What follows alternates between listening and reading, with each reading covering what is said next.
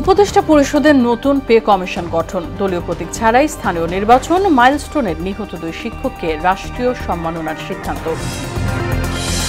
DB হেফাজতের সাবেক chief justice Khairul, মানবতা বিরোধী অপরাধের মামলায় তাগিদ জ্যেষ্ঠ আইনজীবীদের দৃষ্টান্তমূলক শাস্তি চায় বিএনপি। বেআইনিভাবে শত শত মুসলিমকে বাংলাদেশে পাঠাচ্ছে ভারত, বলছে হিউম্যান রাইটস ওয়াচ। দিল্লির বিরুদ্ধে বৈষম্যমূলক আচরণের অভিযোগ। এবং রাশিয়ায় 50 আরোহী সহ যাত্রীবাহী বিমান বিধ্বস্ত, ধ্বংসাবশেষ শনাক্ত, যাত্রীদের কেউই বেঁচে নেই বলছে কর্তৃপক্ষ।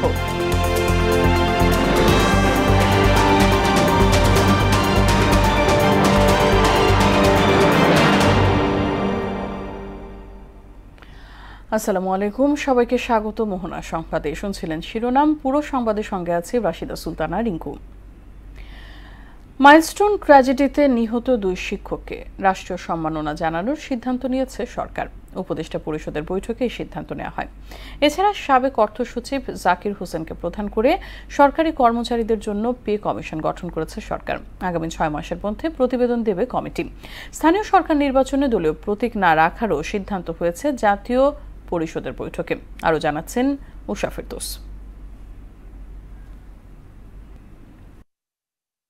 রাজধানীর তেজগাঁওয়ে প্রধান উপদেষ্টার কার্যালয়ে উপদেষ্টা পরিষদের নিয়মিত বৈঠক অনুষ্ঠিত হয়। বৈঠকের শুরুতে মাইলস্টোন স্কুল অ্যান্ড কলেজে বিমান দুর্ঘটনায় নিহতদের স্মরণে শোক প্রস্তাব গ্রহণ এবং 1 মিনিট নীরবতা পালন করা হয়।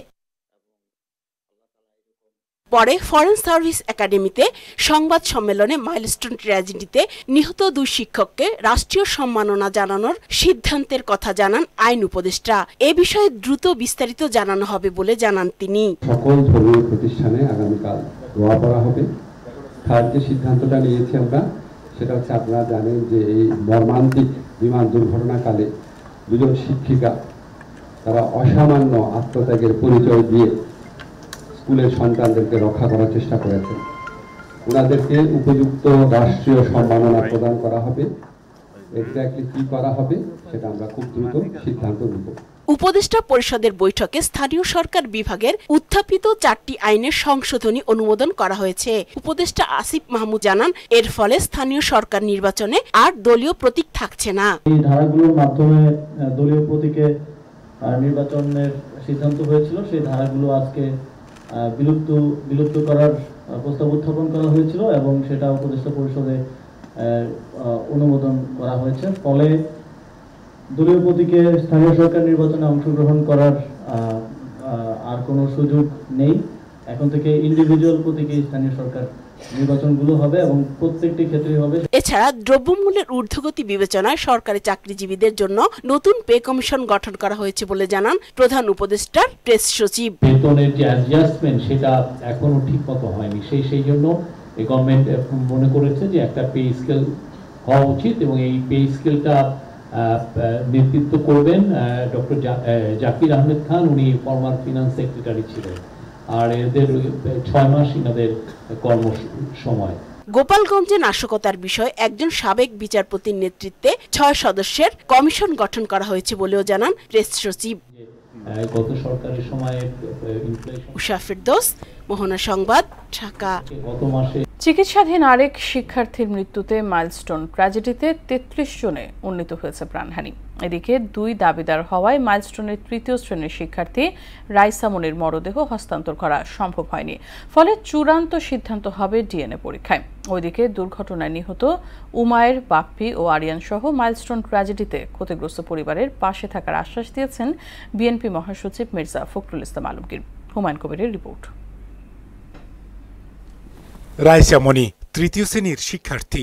বিমান বিধ্বস্ত দিন থেকে নিখোঁজ রাইসার খোঁজে ধারে ধারে ঘুরছেন বাবা শাহাবুল হোসেন। আমার বাচ্চারা আমি বিভিন্ন হাসপাতালে, কোনো হাসপাতাল বাদ দিনে সব হাসপাতাল খুঁজছি। হাসপাতালের মর্গে রাখা মরদেহে কানের আকার দেখেই তিনি দাবি করছেন এটি তার মেয়ে।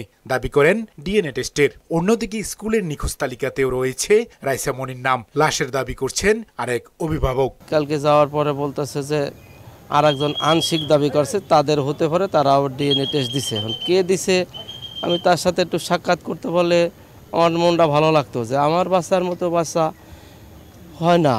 আমার বাচ্চাটা একটু ব্যতিক্রম, ও খুব সুন্দর ফুটফুটে চেহারা। আমার মেয়ে আমি দেখে চিনতে পারছি যে এটা আমার মেয়ে হবে, আমার মেয়ে। ওনারা বললো যে আপনারা ডিএনএ টেস্টের জন্য দিয়ে যান, দিয়ে নিয়ে যেতে পারবেন, তারপরে আমরা করব। লাস্টে বলছে যে না, ডিএনএ টেস্ট রিপোর্ট ছাড়া আপনার দিতে পারবো না, সর্বনিম্ন 2 দিন, সর্বোচ্চ 5 দিন লাগবে। একটি লাশ, দাবিদার 2 পরিবার। এমন মর্মস্পর্শী ঘটনায় আটকে আছে ছোট্ট এক শিশুর শেষ যাত্রা। এদিকে বিমান বিধ্বস্ত হয়ে উত্তরার তারারটেকের বাসিন্দা একই পরিবারের 3 শিশু মাইলস্টোনের শিক্ষার্থী উমায়ের, বাপ্পি ও আরিয়ানের কবর জিয়ারত করেন বিএনপি মহাসচিব মির্জা ফখরুল ইসলাম আলমগীর। পরে গণমাধ্যমের সঙ্গে কথা বলেন মির্জা ফখরুল ইসলাম আলমগীর ও নিহতের স্বজনরা। আমার 22 থেকে বলতেছে আমি পেপসি খামু, তো ওদের আমি বললাম আমার ছেলে তুমি দই খাও, আর হুমায়ের বললাম যে তুমি বাবা দই খাও, না আঙ্কেল আমি পেপসি খামু। তো দুইজনে কিনা দিয়ে আইতেছি, আমার ছেলে নিজ হাতে আমার একটু খাওয়াই দিছে ভাই, এটাই ওর হাতে শেষ খাওয়া, ওই সময়টুকু কাটানো ওর সাথে শেষ সময়। সবসময় শিশুদেরকে মনে করি যে তারা আমাদের ভবিষ্যৎ, জাতির ভবিষ্যৎ, এই পরিবারের ভবিষ্যৎ। এই পরিবার তাদের যে ব্যথা, তাকে সন্তান দেওয়ার ভাষা আমাদের কাছে নেই।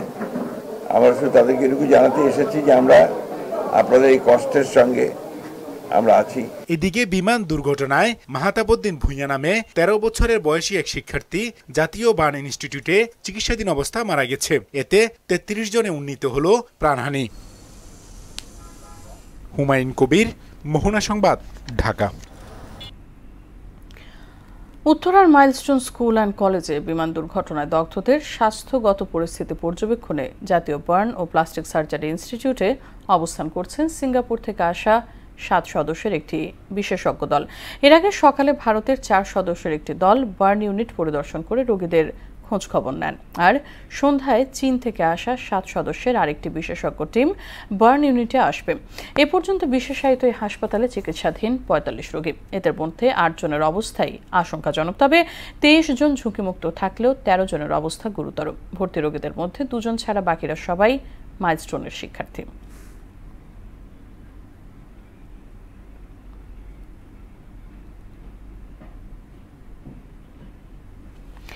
দর্শক, চলে যাচ্ছি উষা ফিরদৌসের প্রতিবেদনে। রাজধানীর তেজগাঁওয়ে প্রধান উপদেষ্টার কার্যালয়ে উপদেষ্টা পরিষদের নিয়মিত বৈঠক অনুষ্ঠিত হয়। বৈঠকের শুরুতে মাইলস্টোন স্কুল অ্যান্ড কলেজে বিমান দুর্ঘটনায় নিহতদের স্মরণে শোক প্রস্তাব গ্রহণ এবং 1 মিনিট নীরবতা পালন করা হয়। পরে ফরেন সার্ভিস একাডেমিতে সংবাদ সম্মেলনে মাইলস্টোন ট্র্যাজেডিতে নিহত 2 শিক্ষককে রাষ্ট্রীয় সম্মাননা জানানোর সিদ্ধান্তের কথা জানান আইন উপদেষ্টা। এ বিষয়ে দ্রুত বিস্তারিত জানানো হবে বলে জানান তিনি। সকল ধর্মীয় প্রতিষ্ঠানে আগামীকাল দোয়া পড়া হবে। তার যে সিদ্ধান্তটা নিয়েছি আমরা, সেটা হচ্ছে আপনারা জানেন যে এই মর্মান্তিক বিমান দুর্ঘটনাকালে 2 জন শিক্ষিকা তারা অসামান্য আত্মত্যাগের পরিচয় দিয়ে স্কুলের সন্তানদেরকে রক্ষা করার চেষ্টা করেছেন। ওনাদেরকে উপযুক্ত রাষ্ট্রীয় সম্মাননা প্রদান করা হবে। এক্স্যাক্টলি কি করা হবে সেটা আমরা খুব দ্রুত সিদ্ধান্ত নেব। উপদেষ্টা পরিষদের বৈঠকে স্থানীয় সরকার বিভাগের উত্থাপিত 4টি আইনের সংশোধনী অনুমোদন করা হয়েছে। উপদেষ্টা আসিফ মাহমুদ জানান, এর ফলে স্থানীয় সরকার নির্বাচনে আর দলীয় প্রতীক থাকছে না। এই ধারাগুলোর মাধ্যমে দলীয় প্রতীকে নির্বাচনের সিদ্ধান্ত হয়েছিল, সেই ধারাগুলো আজকে বিলুপ্ত করার প্রস্তাব উত্থাপন করা হয়েছিল এবং সেটা উপদেষ্টা পরিষদে অনুমোদন করা হয়েছে। ফলে দলীয় প্রতীকে স্থানীয় সরকার নির্বাচনে অংশগ্রহণ করার আর কোনো সুযোগ নেই।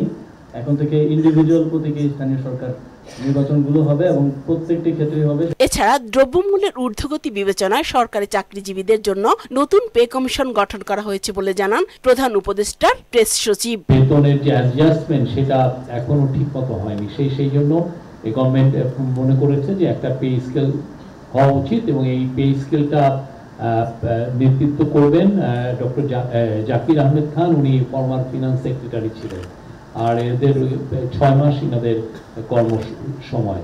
গোপালগঞ্জে নাশকতার বিষয়ে একজন সাবেক বিচারপতির নেতৃত্বে 6 সদস্যের কমিশন গঠন করা হয়েছে বলেও জানান প্রেস সচিব। গত সরকারের সময় ইনফ্লেশন। উষা ফেরদৌস, মোহনা সংবাদ, ঢাকা।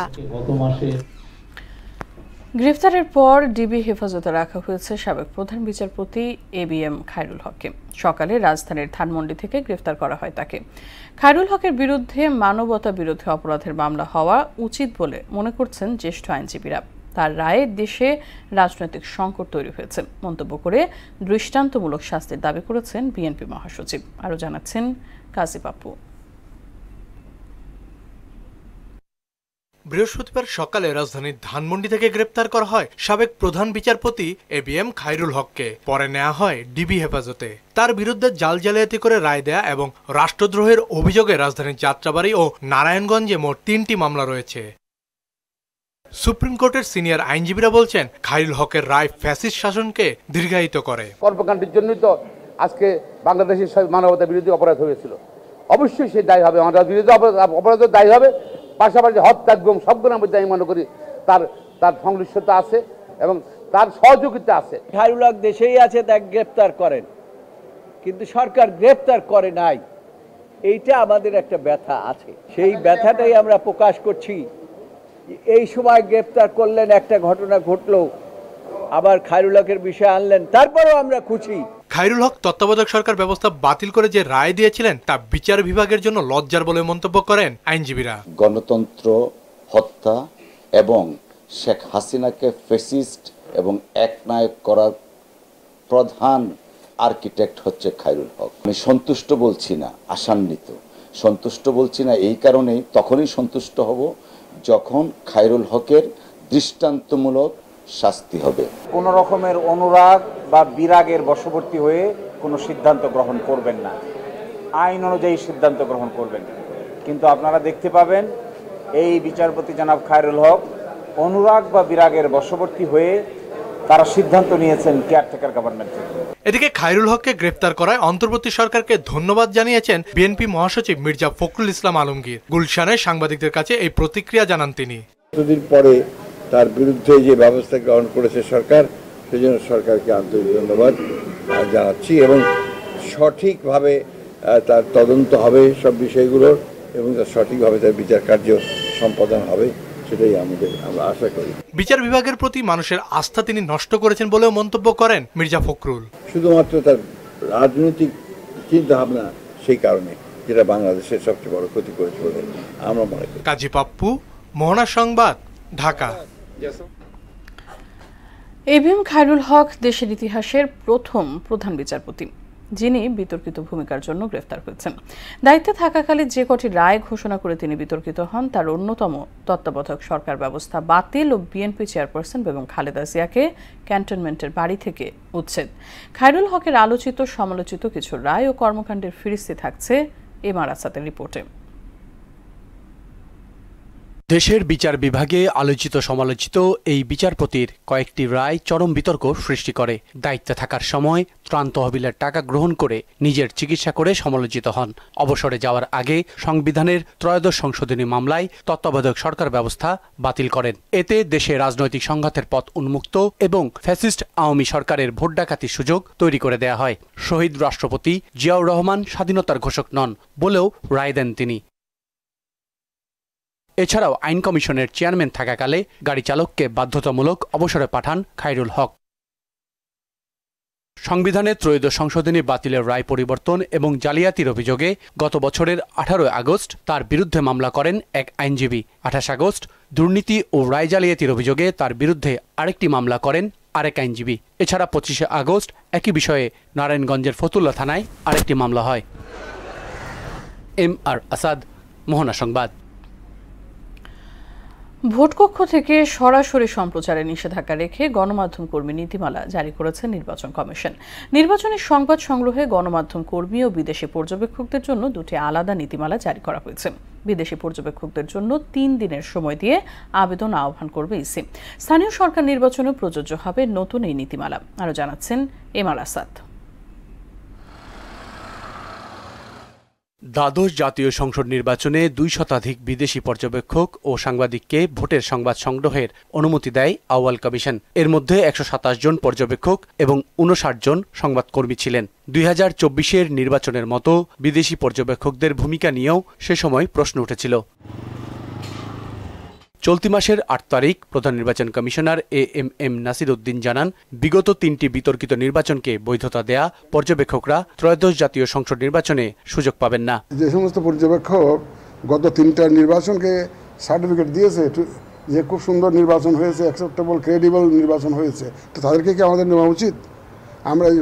আমরা নিব, দেখে শুনে নিব যারা ডিপেন্ডেবল, রিলায়েবল এবং যাদের এক্সপিরিয়েন্স আছে। আমি ফরেন অবজারভারের কথা বলছি। সেই বিবেচনায় আগামী সংসদ নির্বাচন সামনে রেখে তাদের জন্য নতুন নীতিমালা জারি করেছে নির্বাচন কমিশন। এর শর্ত অনুযায়ী বিদেশিরা নির্ধারিত আবেদনপত্র পূরণ করে ইমেইল বা ফ্যাক্স করে পাঠাতে পারবেন। বাংলাদেশে অবস্থিত দেশগুলোর দূতাবাসের মাধ্যমেও করা যাবে আবেদন। কমিশন বিজ্ঞপ্তি দেওয়ার 30 দিনের মধ্যে আবেদন জমা দিতে হবে। নতুন নীতিমালা জারি হওয়ায় 2023 সালের নীতিমালাটি বাতিল হলো।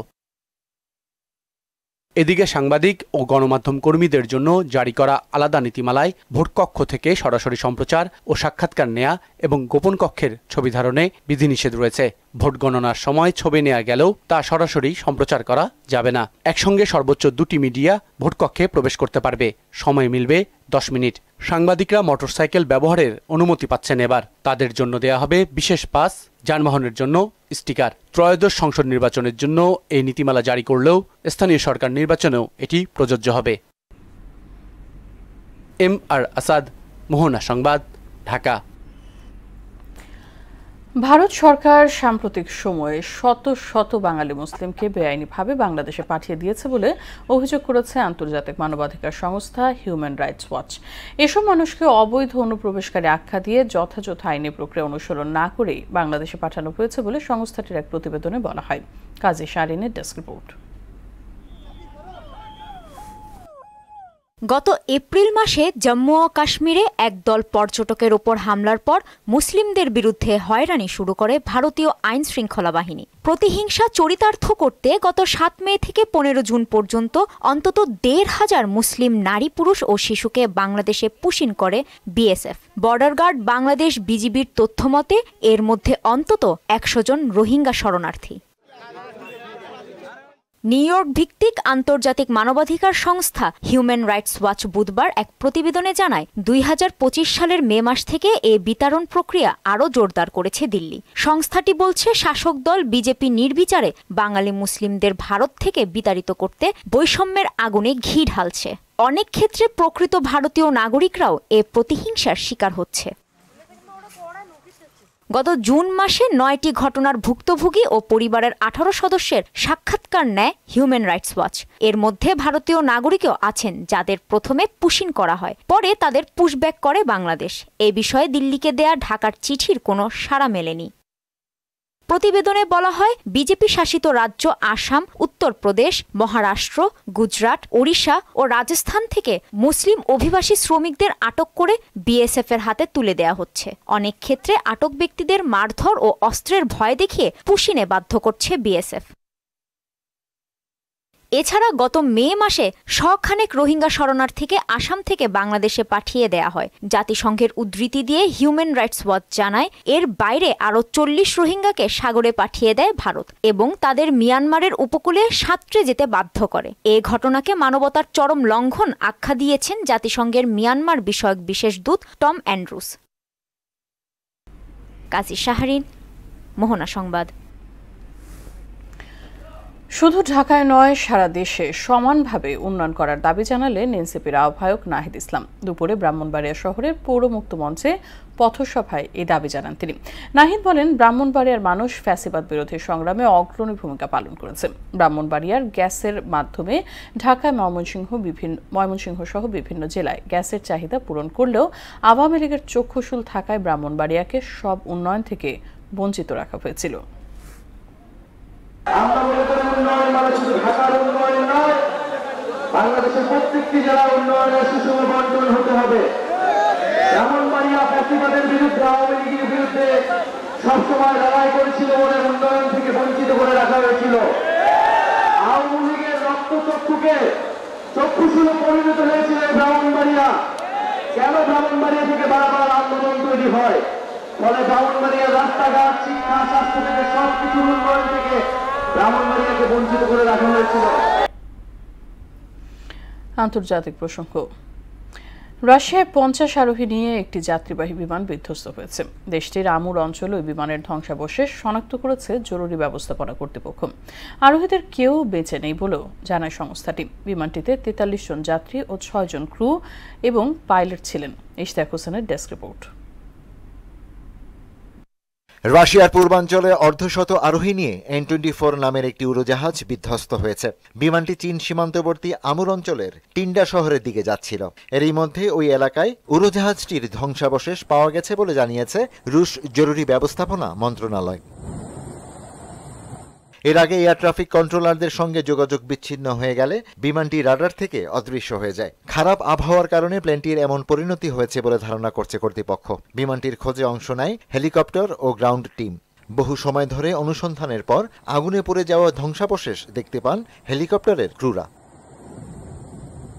আঞ্চলিক গভর্নর ভ্যাসেলি আর্লোভ জানিয়েছেন, প্রাথমিক তথ্য অনুযায়ী বিমানে 43 জন যাত্রী ছিলেন। তাদের মধ্যে 5 জন শিশু ও 6 জন ছিলেন ক্রু সদস্য। রাশিয়ার আঙ্গারা এয়ারলাইন্স পরিচালিত অ্যান্টনভ মডেলের বিমান প্রায় 50 বছর ধরে সেবায় নিয়োজিত বলে জানা গেছে। এই পুরনো মডেলের বিমানের অতীতেও বিভিন্ন প্রযুক্তিগত সমস্যার রেকর্ড রয়েছে বলে জানিয়েছে ব্রিটিশ সংবাদ সংস্থা রয়টার্স। ইশতিয়াক হোসেন, মোহনা সংবাদ। বাড়তি শুল্ক কমাতে আবারও যুক্তরাষ্ট্রের সঙ্গে বৈঠকে বসার কথা জানালেন বাণিজ্য উপদেষ্টা শেখ বশিরউদ্দিন। দুপুরে সচিবালয়ে শুল্ক কমানোর ব্যাপারে আশাবাদ জানিয়ে তিনি বলেন, দেশের স্বার্থ ক্ষুণ্ণ হয় এমন কিছু করবে না সরকার। উচ্চহারের শুল্ক 3 মাস স্থগিতের পর বাংলাদেশি পণ্যে 35% সম্পূরক শুল্ক আরোপের ঘোষণা দিয়েছে মার্কিন প্রশাসন। এতে নতুন করে শুল্ক দাঁড়ায় 50%, যা কার্যকর হবে 1 আগস্ট থেকে। গত পরশুদিন যুক্তরাষ্ট্রের বাণিজ্য মন্ত্রীকে আমাদের করণীয় সম্পর্কে একটা পত্র দিয়েছি। আমরা আশা করছি একটা জবাবের অপেক্ষায় আছি এবং আমরা আমন্ত্রণের অপেক্ষায় আছি। জবাব এবং আমন্ত্রণ পেলে আমরা ইনশাল্লাহ অ্যাজ এ গ্রুপ আমাদের যে নেগোসিয়েশন টিম আছে আমরা সকলে একত্রে মিলে যাব। আমাদের জন্য যেরকম প্রয়োজন যুক্তরাষ্ট্রের জন্যও প্রয়োজন। যুক্তরাষ্ট্র এবং আমরা এই বিষয়ে আমাদের কর্মকাণ্ড কোনো স্থবিরতা নেই। আমাদের কর্মকাণ্ড যথেষ্ট গতিশীলতার সাথে আগাচ্ছে। কুড়িগ্রামের রৌমারীতে জমি নিয়ে বিরোধের জের ধরে দুপক্ষের সংঘর্ষে 3 জন নিহত হয়েছে। দুপুরে উপজেলার ভন্দুরচর এলাকায় এই ঘটনা ঘটে। এই ঘটনায় আহত হয়েছে অন্তত 15 থেকে 20 জন। আহতদের রৌমারী উপজেলা স্বাস্থ্য কমপ্লেক্সে ভর্তি করা হয়। এদিকে ফরিদপুরের করিমপুরে 2 বাসের মুখোমুখি সংঘর্ষে 3 জন নিহত, 10 জন আহত হয়েছে। সকালে ফরিদপুর মাগুরা মহাসড়কে সদর উপজেলার করিমপুরে এই দুর্ঘটনা ঘটে। এছাড়া মাদারীপুরের শিবচরে বাস, কাভার্ড ভ্যান ও মাইক্রোবাসের ত্রিমুখী সংঘর্ষে 2 জন নিহত হয়েছে। নিহতরা মাইক্রোবাস করে ঢাকায় যাচ্ছিলেন বলে জানিয়েছে হাইওয়ে পুলিশ। আবারও আন্তর্জাতিক প্রসঙ্গ। বিরোধপূর্ণ সীমান্ত নিয়ে থাইল্যান্ড ও কম্বোডিয়ার মধ্যে কয়েক সপ্তাহ ধরে চলা উত্তেজনা রক্তক্ষয়ী সংঘর্ষের রূপ নিয়েছে। বৃহস্পতিবার থাইল্যান্ডের সীমান্তবর্তী একটি বেসামরিক এলাকা ও হাসপাতাল লক্ষ্য করে রকেট হামলা চালিয়েছে কম্বোডিয়া। এতে অন্তত 12 জন নিহত হয়েছে, যাদের মধ্যে 11 জনই বেসামরিক নাগরিক। এদিকে তুরস্কের মধ্যাঞ্চলে দাবানল নিয়ন্ত্রণে আনার চেষ্টাকালে 10 জন দমকল কর্মী নিহত এবং 14 জন আহত হয়েছে। রয়টার্স বলছে, মঙ্গলবার থেকে দাবানল নিয়ন্ত্রণে আনতে কাজ করছিলেন তারা। শেষ করব সংবাদ, তবে যাবার আগে শিরোনামগুলো আরও একবার।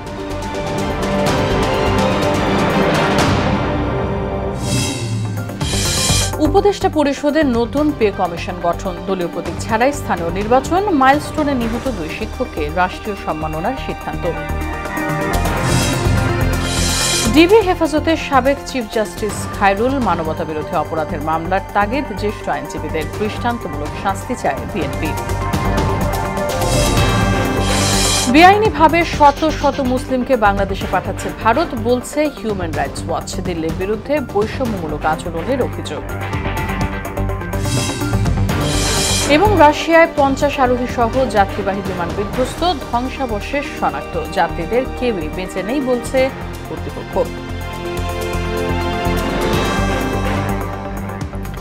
এই ছিল সংবাদে। পরবর্তী সংবাদ রাত 9টায়। এর আগে সন্ধ্যা 7টায় দেখবেন সংবাদ এক নজরে। মোহনার সব শেষ খবর জানতে ভিজিট করুন www.mohana.tv।